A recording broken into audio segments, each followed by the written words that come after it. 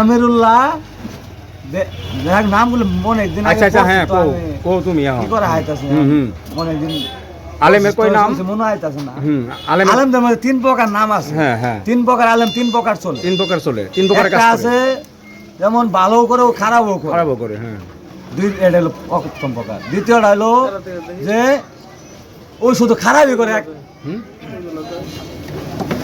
লাইভে আমি লাইভে কোনো বাড়াই পড়ছি। প্রথম আলেমদের কথা শুনলেন যে ও ভালো করে খারাপও করে দুনো দিকে চলতে ও চলার জন্য একটা পথ খুঁজে বা দিকে থাকতে ইচ্ছা করে। দ্বিতীয় নম্বর তৃতীয় নম্বর আলেম আছে এক ওম আলেম বেশ ধরে খারাপই করে আলেমের বেশ ধরে হ্যাঁ এটা সঠিক কিনা আপনারা যাচাই করলে পরে বুঝতে পারবেন। ঠিক আছে এটা হলো তৃতীয় নম্বর আলেম। আলেম জগৎ পর্ব শেষ। 6 নম্বর 5 নম্বর পর্ব শেষ নাই তার 6 নম্বর পর্ব যারা ওই বেবুর চিত্র হয়েছে তাদের মধ্যে রহস্য কিছু পায়ে কারো কাছে কিছু বিশ্বাসের সাথে দিয়ে হারাই ফেলছে। ওই পাগলদের মধ্যে এমন কিছু থাকে শেষে আলেমেরাও যায় ওই পাগলের কাছ থেকে জ্ঞান হোক অর্জন করে। তো ওরকম পাগল সমাজে কিন্তু অভাব নাই। সবাই ভাবতে পারে মনে হয় সব মনে হয় আসল পাগল না। তবে আসল পাগল খুঁজতে হলে আমার কাছে আরেকটা লেখার চিঠি আমি সাজায় রাখছি। ওই চিঠির কথাগুলো আপনার মনোযোগ দিয়ে শুনতে হবো। ওই পাগলদের কি করতে হবো, কিভাবে আপনারা ধনী হয়ে পূর্ণ মানবতায় জীবনযাপন করবেন। 6 নম্বর পর্ব। 7 নম্বর পর্বে যদি যান বাহুত্ব একত্ব দর্শন পূর্ণ মানবতা আয়ত্তকারী আর রহস্য কথাটা কি বোঝায়। পূর্ণ মানবতা আয়ত্তকারী বাহুত্ব একত্র দর্শনের কথার অর্থ বোঝায় আল্লাহ তোমারে অনেক সম্পদ দিছে, শরীর স্বাস্থ্য ভালো রাখছে। এই কথার অর্থই দুইটাই।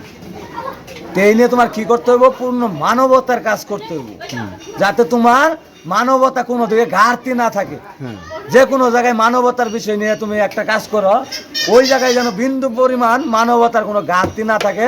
একটা লোক যাতে বলতে না পারে যে মানবতার কাজ করতে আয় মানবতা কিছু কম দিয়ে থুয়ে গেল বা আর মানবতা হইল না, এরকম কাজ তার দ্বারা হবে না যদি সে সত্যিকারের মুমিন হয়, পূর্ণ মানবতা আয়ত্তকারী। আমি এই কথাগুলো বললাম আমার নিজের কথা না, এই দলিলটা যেদিন আমি পাইছি একটা নকশা পাইছি। নকশাটা পীরের দরবারে যায় পাইছি, এমন পীরের দরবারে যায় পাইছি যে পীরের মানুষদের বুঝাইছে কি জানেন, বাবারে পীরের দরবারে তোমরা আসো ঠিক, তোমরা মনে হয় ভাবো যে পীরে তোমাদের অনেক কিছু দিবে, কিন্তু আসলে পীরে তোমাদের দিতে পারে যদি তোমরা পীরের কথারে বিশ্বাস করো। তাহলে কি করতে হইব, তোমরা যে বাজায় আসতে তরিক নিয়ে পীরের তরিক নিয়ে ভাবলা যে আমার মনে পীরের কথা মনে চলতে হইব, তবে এটা না ভাবলেও চলবে যে পীরের কথা মতো চলতে হবে। তবে একটা জিনিস ভাবতে হবে গ্যারান্টি ভাবে যে আমি আজ থেকে আল্লাহ রাসূলের তরিক নিছি, আমি আল্লাহ রাসূলের যেহেতু আমল ইবাদত বন্দেগী আছে তা ছাড়া আমি তাই আমার পীরে শিখাইছে, তার বাইরে আমি চলবো না। আমার পীর আমার এই দোয়াটা করছে, আমি পীরের হাতে ওয়াদা দিয়েছি যে আমি সেই পীর বাবা মাইজ ভান্ডারির দোয়ায়, বাবা মাইজ ভান্ডারি হজরত কেবলা আহমদুল্লাহ দোয়ায়